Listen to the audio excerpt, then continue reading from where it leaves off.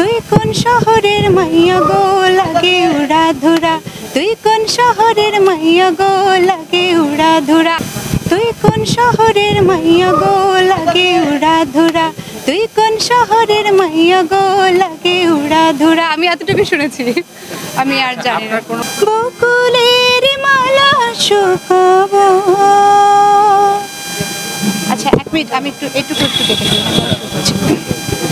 বকুলের মালা শুকাবো, রেখে দেব তার সুরভি, দিন শেষে রাতে লুকাবে।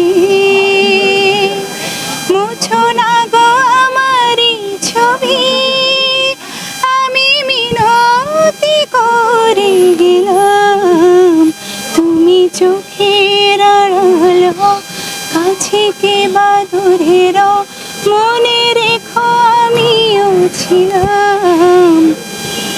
এই মন তোমায় কে দিলাম, এই প্রেম তোমাকে দিলাম। সাকিব খান যেহেতু আমাদের মানে মিডিয়াতে সুপারস্টার, কাজেই তার সাথে কাজ করলে এটা হাইলাইট হবে, এটাই স্বাভাবিক ব্যাপার। আমার কাছে এটা মনে হয় যেহেতু তার এই পথ চলা আরো দীর্ঘ সময় পর্যন্ত চলুক, এটা আমাদের মানে আমার পক্ষ থেকে দোয়া রইল আর কি। না আমি তো অভিনেত্রী না, না আমি অভিনেত্রী হিসাবে নিজেকে কখনো দেখতে চাই না, আমি সঙ্গীত শিল্পী। আমি যদি সুযোগ পাই তার মুভিতে কখনো গান করার তো ঠিক আছে, কিন্তু আমি অভিনয় করতে চাই না।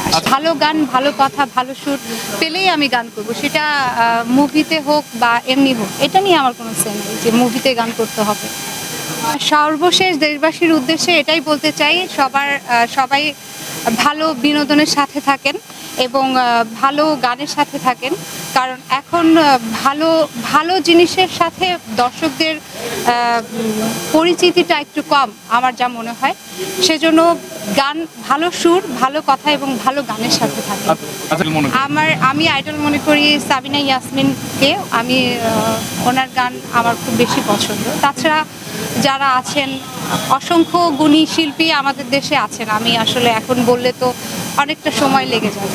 খুবই দুঃখজনক আমার কাছে লাগে, কারণ আমরা এখন যে সময়টা পার করছি, আমার মনে হয় যে আমরা একটা ভালো সিনেমার চেয়ে বেশি সময় ব্যয় করছি, দেখার জন্য ব্যয় করছি, বা একটা ভালো মুভির চেয়ে এই বর্তমান ঘটনাগুলোকে কেন্দ্র করে যেভাবে হাইলাইট করতেছে, এটা ঠিক না। আসলে এগুলো বন্ধ করা উচিত, তাহলেই দর্শক আস্তে আস্তে বিনোদনের দিকে আরও বেশি অগ্রসর হবে এবং ভালো ভালো সৃষ্টি হবে। এইসব ঘটনার জন্য আসলে মানুষ ওই দিকেই নিজেকে ডাইভার্ট করছে। সব কিছুই আসলে যুগ উপযোগী হওয়া উচিত আমার মনে হয়। এটাকে আমি কোনো খারাপভাবে দেখছি না, কারণ আমাদের দেশ ছাড়াও বাইরের দেশে যারা আছে তারা নতুনভাবে ক্রিয়েট করছে এবং পাবলিক কিভাবে নিচ্ছে এটাই দেখার বিষয়। তো সৃষ্টিটা যাই হোক না কেন, নতুনভাবে যেটা হবে সেটা যেন অভিনব হয় এবং সবার গ্রহণযোগ্যতা থাকে এবং ভালো লাগাটা থাকে, এটাই হচ্ছে আমার কথা।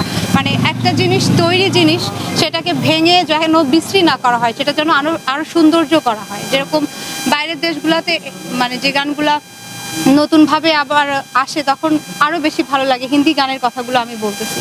সেক্ষেত্রে আমাদের দেশে যে নতুন করে যেসব গানগুলো আবার মডিফাই করতেছে ইদানিং, আমার কাছে ব্যক্তিগতভাবে খুব ভালো লাগছে।